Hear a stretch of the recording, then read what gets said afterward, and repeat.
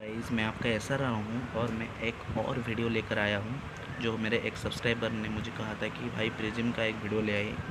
तो प्रिज्म का एक वीडियो है यहाँ पर। तो प्रिज्म को जानने के लिए चार चीज़ों की ज्ञान रहनी चाहिए। तो चार चीज़ क्या क्या है? Deviation, critical angle, refractive index और प्रिज्म का फिगर, जो बहुत इम्पोर्टेंट है। ओके, तो यहाँ पर देखिए डेविएशन क्या होता है। जब यहाँ पर फिगर में मैं समझाना चाहता हूँ आपको, जब एक इंसिडेंट रे आता है, वो सपोज़ यहाँ पे कोई मिरर, कोई रिफ्रैक्टिव इंडेक्स नहीं है तो वो सीधा ही चला जाता। पर जब मिरर और रिफ्रैक्टिव इंडेक्स होता है, तो सपोज़ मिरर की बात कीजिए, मिरर और रिफ्रैक्टिव इंडेक्स होता है तो मिरर के बाद में तो रिफ्लेक्ट हो जाएगा सेम एंगल पर। Same angle means I equals to R में। तो यहाँ पर जो रिफ्लेक्टेड रे है और जो ऑन डेविएटेड इंसिडेंट रे है, उनके भीतर जो एंगल है उसको कहते हैं डेविएशन। तो डेविएशन को हम इसी टर्म से डिनोट करते हैं। तो डेविएशन का वैल्यू आप ज्योमेट्री से निकाल सकते हैं। ओके, तो इसी को डेविएशन कहते हैं। सिमिलरली रिफ्रैक्शन में भी ऐसे होता है, तो ऐसे ही आप निकाल सकते हैं डेविएशन। डेविएशन का मीनिंग क्या है? The angle between the undeviated incident ray to the reflected ray is known as the deviation. Okay, यहाँ पर डेविएशन का वैल्यू हम ज्योमेट्री से निकाल सकते हैं। ओके, यहाँ पर देखिए, इसके बाद हम पढ़ाएंगे क्रिटिकल एंगल। क्रिटिकल एंगल क्या कहते हैं? जब एक इंसिडेंट रे डेंसर मीडियम से, यहाँ पर D for denser, R for rarer, denser medium से रेरर मीडियम को जाता है at an certain angle, it bends perpendicular to the it bends 90 degree, make angle with 90 degree to the perpendicular, means it bends 90 degree। यहाँ पर देखिए, जब denser rarer को जाता है, it bends 90 degree। तो जो एंगल में ऐसा होता है तो उसको कहते हैं सी, डिनोटेड एज क्रिटिकल एंगल। तो आई इक्वल्स टू सी पे ये 90 डिग्री जाएगा परपेंडिकुलर से। तो यहाँ पर कुछ कंडीशन होते हैं, तो मैंने आपको बताया था कि तो म्यू क्या आता है ना, साइन सी बाई साइन 90। यहाँ पर applying the sine law of refraction, sine C, इसका ट्रिक क्या है ना, sine I by sine r equals to जिसमें जाता हो उसका रिफ्रैक्टिव इंडेक्स बाई जिससे जाता हो उसका रिफ्रैक्टिव इंडेक्स। तो यहाँ पर होगा sine I by sine R means sine C by sine 90 equals to जिसको जाता है मीन्स रेरर का रिफ्रैक्टिव इंडेक्स जनरली एयर होता है तो 1 होता है, बाई डेंसर का रिफ्रैक्टिव इंडेक्स सपोज म्यू होता है तो वहाँ पे 1/μ। तो यहाँ पर म्यू का वैल्यू हो जाएगा 1/साइज सी। तो यहाँ पर रिफ्रैक्टिव सरफेस ये होता है। तो यहाँ पर क्या होता है ना, जब आई इक्वल्स टू सी होता है तब रिफ्रैक्टिव रे एंगल बनाता है 90 डिग्री। बट जब आई ग्रेटर देन सी होता है तब वो रिफ्लेक्ट कर जाता है। जब आई ग्रेटर देन सी होगा, जहाँ पर आई ग्रेटर देन सी होगा तो यहाँ पर ये रिफ्लेक्ट करेगा। तो जब आई ग्रेटर देन सी होगा यहाँ पर ये रिफ्लेक्ट करेगा, रिफ्लेक्शन का लॉ यहाँ पर फॉलो करेगा। जब आई लेस देन सी होगा तब ये जाकर रिफ्रैक्शन करेगा, रिफ्रैक्शन जैसी तरह होता है तो ये जाकर रिफ्रैक्शन करेगा। ओके, तो इसी लॉ को हम कहते हैं critical angle law. Then main चीज़ है क्या, रिफ्रैक्टिव इंडेक्स किसे कहते हैं। सपोज देखिए, यहाँ पर जब मैंने आपको एक कॉन्सेप्ट बता रहा हूँ, जब इंसिडेंट रे रेरर से डेंसर को जाता है तब क्या होता है ना, द रे बेंट टुवर्ड्स द परपेंडिकुलर। यहाँ पर देखिए, फॉर एग्जांपल डेंसर से रेरर को जाता है तो द रे bent away from the perpendicular. Okay, bent away from the perpendicular. But जब रेरर यहाँ पर होगा, डेंसर यहाँ पर होगा तो it Bent's towards the perpendicular. तो इसका वैल्यू क्या होता है ना, जिसको जाता है मीन्स μ2 को जाता है बाई μ1 इक्वल्स टू, हम कहते हैं μ2 with respect to μ1 equals to sine I by sine r. इसमें क्या होता है ना, वेलोसिटी दिया होगा तो v2 बाई v1, तो mu inverse proportional to velocity inverse proportional to lambda. But यहाँ पर फ्रीक्वेंसी जो होता है न्यू उसे वो कांस्टेंट रहना पड़ेगा। ओके, देन आप पढ़ेंगे प्रिज्म। ओके, प्रिज्म का फिगर ये है कि एक प्रिज्म का एक सरफेस है, नीचे वाला सरफेस। तो यहाँ पर प्रिज्म का एक एंगल दिया हुआ है ए। यहाँ पर एक इंसिडेंट रे आया जिसका angle I1 with perpendicular again और रिफ्रैक्टेड हो गया, और R1 makes refracted angle R1 and again R2 is the other incident angle and I2 is the refracted angle। तो यहाँ पर देखिए, इन XYZ ट्राइंगल, यहाँ पर XYZ triangle R1 plus R2 plus angle Y equals to 180 degree.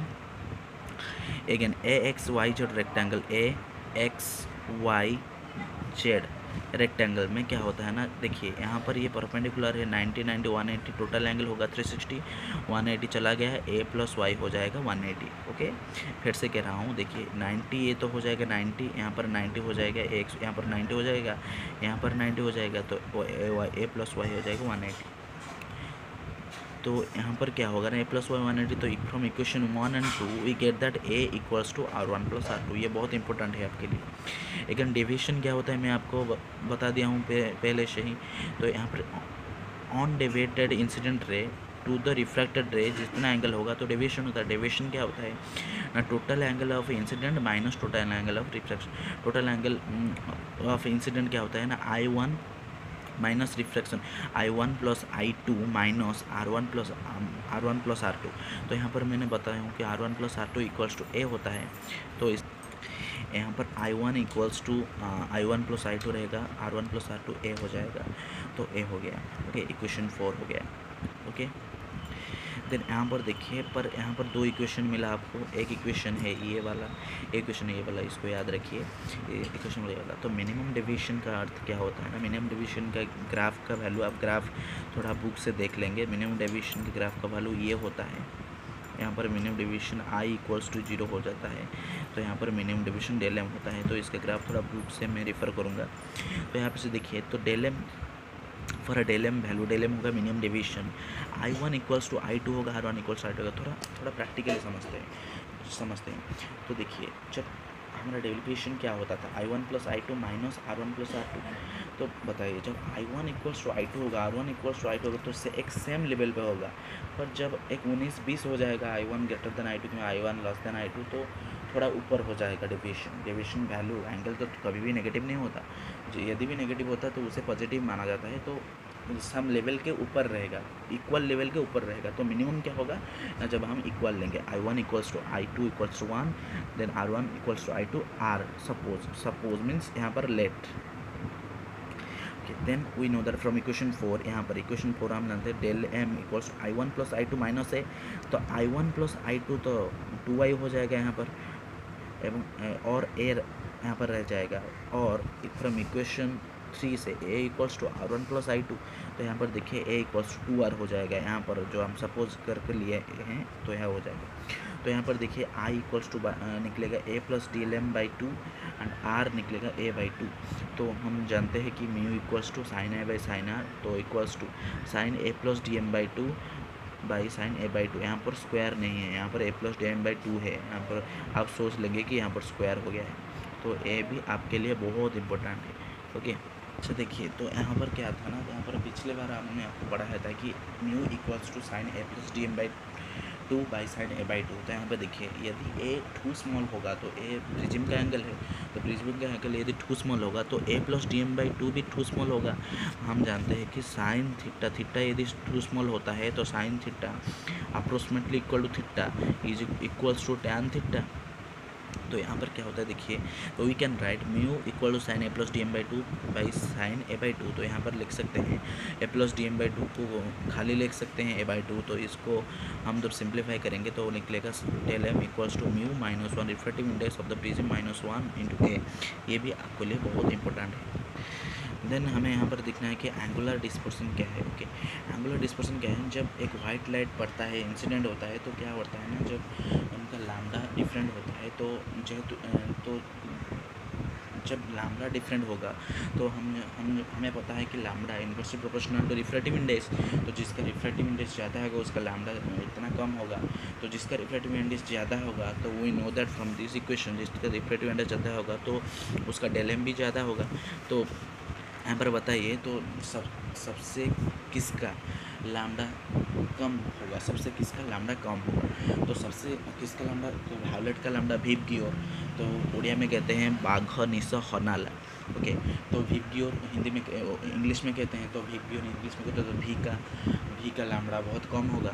तो बहुत कम होने से उसका म्यू जो रिफ्रैक्टिव इंडेक्स होता है तो उसका बहुत ज़्यादा होगा, जिसके कारण डेविएशन बहुत अधिक होगा। तो देखिए यहाँ पर डेविएशन बहुत ज़्यादा हो गया है, डेल भी यहाँ पर ज़्यादा हो गया है वायलेट के लिए। पर इसका रेट का क्या होगा ना, लैम्डा बहुत वेवलेंथ बहुत कम, बहुत ज़्यादा होगा तो इसके लिए रिफ्रैक्टिव इंडेक्स बहुत कम होगा। अगेन फॉर दैट जो डेविएशन होगा वो बहुत ही कम होगा। तो यहाँ पर देखिए डेलर, तो एंगुलर डिस्पर्सन कैसे कहते हैं, तो एंगुलर डिस्पर्सन कैसे कहते हैं ना, deviation of violet ray minus deviation, difference between deviation of violet ray and deviation of red ray, इसको कहते हैं एंगुलर डिस्पर्सन। तो डिस्पर्सन क्या कहते हैं, थीटा को डिनोट करते हैं डिस्पर्सन से, तो del V minus del R, तो ये फार्मूला आपका निकल जाएगा। ओके, इस फार्मूला को याद रखना है। देन डिस्पर्सिव पावर कहते हैं, क्या कहते हैं ना, डिस्पर्सिव पावर क्या कहते हैं ना, angular dispersion by dispersion of yellow light.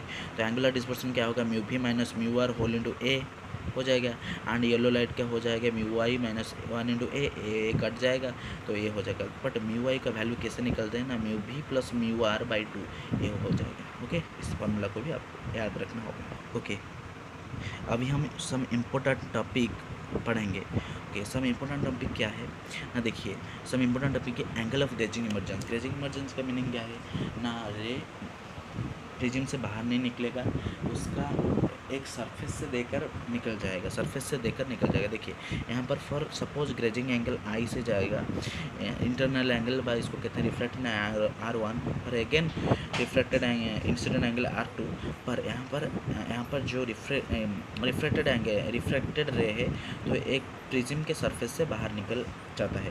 तो यहाँ पर देखिए IG का वैल्यू पूछा है हमको, पर I2 का वैल्यू यहाँ पर 90 दिया है फॉर फिगर से। ग्रेजिंग इमर्जेंस का मीनिंग क्या होता है ना, जो रिफ्लेक्टेड एंगल है वो प्रिज्म से उसका एक धार का उसका एक साइड से देकर निकल जाएगा, मीन्स I2 इक्वल्स टू 90 होगा। तो हमें क्रिटिकल एंगल लॉ से पता है जब ए I2 इक्वल्स टू 90 होगा तो R2 इक्वल टू C होगा, पर हमें पता है कि R1 plus R2 from prism figure से हमें पता है कि R1 plus R2 equals to A है, तो R1 हो जाएगा A माइनस C।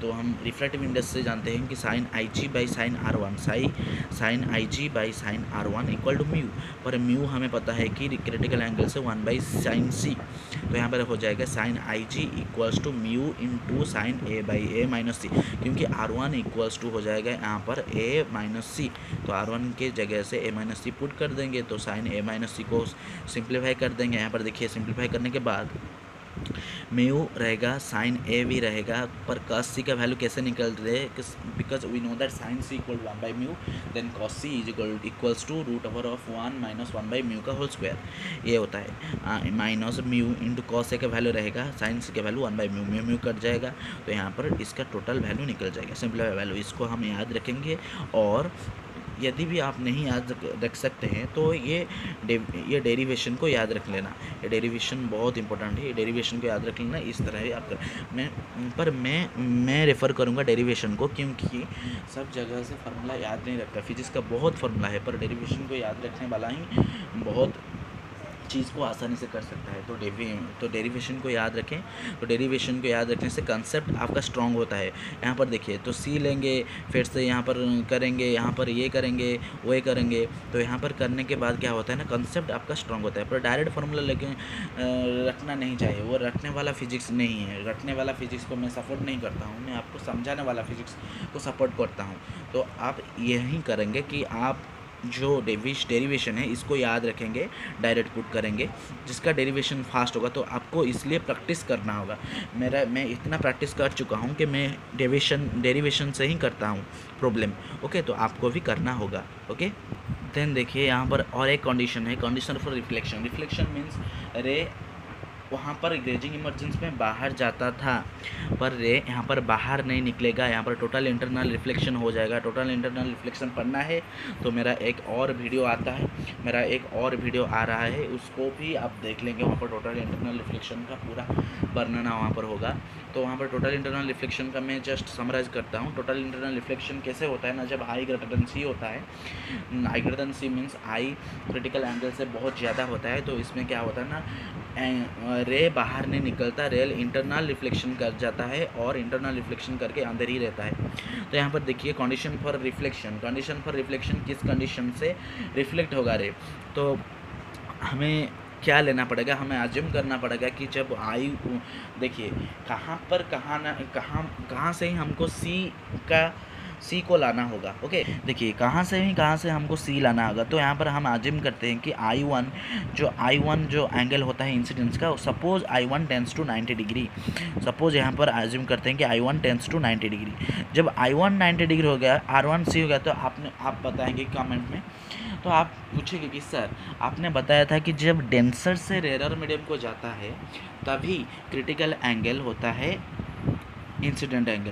ओके, पर यहाँ पर तो रेयर से डेंसर को जा रहा है, तो कैसे क्रिटिकल एंगल होगा? ये भी एक अच्छा क्वेश्चन है, पर मैं उसको प्रूफ करा हूँ। देखिए यहाँ पर जब साइन 90 यहाँ पर जब हो जाएगा साइन 90 क्या, sign I1 by sine R1 जिसको जाता है म्यू बाई जिससे जाता है बाई म्यू बाई 1, तो म्यू हो जाएगा साइन 90 क्या हो जाएगा 1 बाई साइन R1 साइन 1 में म्यू। तो यहाँ पर म्यू हमें लिख सकते हैं 1 बाई साइन सी। तो sine R1 equals to sine C, तो R1 इक्वल्स टू साइन सी। यहाँ पर देखिए जब R1 इक्वल्स टू साइन सी हो गया, फॉर रिफ्लेक्शन हमें पता है कंडीशन क्या होगा, R2 ग्रेटर देन सी होने से रिफ्लेक्शन होगा। तो R2 ग्रेटर देन सी, यहाँ पर भी R1 ऐड करेंगे, यहाँ पर भी R1 ऐड करेंगे, R1 plus R2 greater than C plus C 2C हो जाएगा। तो यहाँ पर देखिए R1 plus R2 according to prism figure, R1 plus prism figure से हमें याद रखना चाहिए कि R1 plus R2 is equal to A, तो A ग्रेटर देन 2C हो जाएगा, तो A/2 ग्रेटर देन C हो जाएगा। तो साइन दोनों से साइन एंगल लेने से क्या होगा, sine A/2 greater than sine C हो जाएगा। साइन C हमें मालूम है कि 1/μ होता है, तो म्यू को उस म्यू को यहाँ पर क्या करें, इंटरचेंज कर देंगे, तो mu greater than 1 by sine A/2 होगा। तो ये कंडीशन होता है रिफ्लेक्शन होगा एंगल, तो ये रिफ्लेक्शन होने का कंडीशन है mu greater than 1 by sine A/2। Last topic बाकी रह गया, लाइक लास्ट टॉपिक क्या है, सपोज हम एक प्रिज्म है ABC और एक प्रिज्म है ADC। सपोज इसको हम ऐड करेंगे, ऐड करते ही जाएंगे, तो सपोज मिनिमम 2 हम ऐड करते हैं। जब हम ऐड करते हैं तो कुछ कंडीशन देखते हैं हम। कंडीशन क्या, जब डिस्पर्सन होता है बट डेविएशन नहीं होता है। डिस्पर्सन होगा, डेविएशन नहीं होगा। एंगुलर डेविएशन, यहाँ पर एंगुलर डेविएशन एंगुलर डिस्पर्सन का बात हुई है। तो एंगुलर डेविएशन का फार्मूला हमें पता है कि angular deviation should be denoted as del, तो del equals to mu minus 1 whole into A। suppose for ABC triangle, तो del for ABC triangle हमें पता है, सपोज हमें पता है फॉर एक के लिए del 1 होगा, फॉर और एक के लिए del 2 होगा, तो टोटल डिवीजन क्या हो जाएगा, del equals to del 1 plus del 2। तो यहाँ पर भी ऐसा ही होगा, फॉर ABC के लिए del होगा बट डिवीजन होगा mu minus 1 whole into A। For अलग एक प्रिज्म के लिए होगा mu dash by new refractive index -1 new into new prism angle. तो इसको हम मिला देंगे, जैसे इसको हम ऐड करेंगे, डिवीजन सर्वदा ऐड होता है, तो यहाँ पर ऐड करने के बाद उसको 0 कर देंगे। तो ये है proper condition for no deviation. But no dispersion भी एक कंडीशन हो सकता है। No dispersion means angular dispersion को हम डिनोट करते हैं थीटा से, तो थीटा यहाँ पर 0 हो जाएगा। थीटा किसे कहते हैं ना, mu we minus mu R refractive index, और refractive index of violet minus refractive index of red whole into angle of prism. तो यहाँ पर देखिए यहाँ पर भी डेविएशन को ऐड करते हैं, theta 1 plus angular dispersion theta 2 also equals to theta. तो यहाँ पर कहते हैं कि ABC for ABC triangle the angular dispersion suppose to be mu we minus mu are whole into prism angle, plus new triangle ACD के लिए new prism के लिए क्या होगा ना, mu V dash means new refractive index for violet ray minus new refractive index for red ray whole into prism new angle, prism का new angle होगा, sorry मैं देना भूल गया था। तो यहाँ पर क्या होगा, new prism angle should be equal to 0। तो ये था मिनिमम कंडीशन। तो इसके साथ प्रिज्म का टॉपिक ख़त्म होता है। तो दोस्तों, भाइयों बहनों, तो थोड़ा सब्सक्राइब कर दीजिए, क्योंकि मैं आपका भलाई के लिए ही 2-4 वीडियो लाता हूँ, क्योंकि आप नीट को नीट का क्वेश्चन बहुत अच्छे से कर सकते हैं। इसके बाद जो भी आपका डाउट है वो कमेंट सेक्शन तो अवेलेबल है, कमेंट सेक्शन में पूछ लेना, तो मैं उसका रिप्लाई कर दूंगा। ओके, तो आपको प्लीज़ सब्सक्राइब करिए, कमेंट करिए और शेयर करिए उन बच्चों के लिए जो बच्चे पढ़ नहीं सकते, जो बच्चे बहुत गरीब है, क्योंकि मैं भी एक गरीब फैमिली से बिलोंग करता हूँ, तो मैं जानता हूँ कि उनका दुख क्या होता है। तो उनको पढ़ाई के लिए अभी तो पढ़ाई के लिए बहुत ही पैसा लगता है, तो मैं यहाँ पर फ्री एजुकेशन दे रहा हूँ। तो प्लीज़ बहुत ज़्यादा शेयर करिए, उन बच्चों के पास इसको भेजें तो इसके साथ क्या होगा ना, उनका भलाई हो जाएगा, तो थोड़ा ज्ञान वो भी पा सकते हैं। ओके, तो थोड़ा तो आपको भी तो खुद को भी आगे बढ़ाइए और अपने परिवेश को भी आगे बढ़ाइए और भारत को भी आगे बढ़ाइए। जय हिंद।